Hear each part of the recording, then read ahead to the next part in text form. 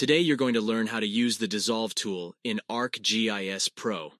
If you've never used this tool before, the Dissolve tool fuses neighbor boundaries using common attributes.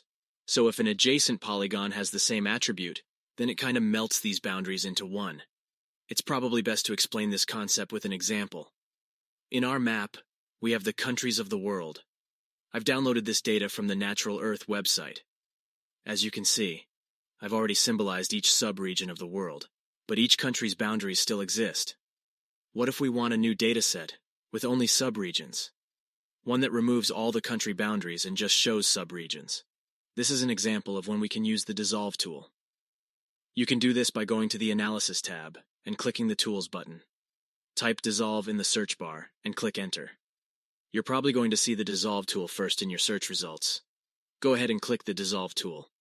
Now you'll have to add the layer you want to dissolve. So in our case, we're going to use the countries layer as the input features. Next, we have to choose the attribute that determines how to dissolve boundaries. So let's pick the subregions attribute. I'll just leave the output feature as it is. You'll want to pay close attention to the Create Multipart features. If this is turned on, then that means one record can have multiple features. So I'm going to go ahead and turn this option off. There are also options for statistics and unsplitting lines, but I'm just going to leave these as is.